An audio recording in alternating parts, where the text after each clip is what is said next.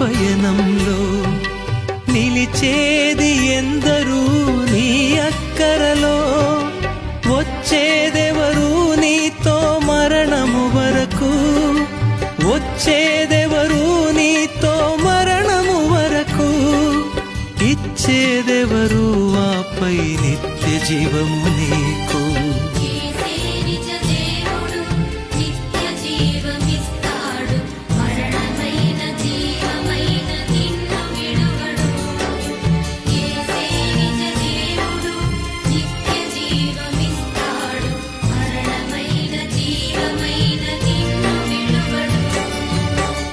కొంతసేపు కనబడి అంతలోనే మాయమయ్యి ఆవిరి వంటిదిరాయి జీవితం లోకాన కాదేది శాశ్వతం.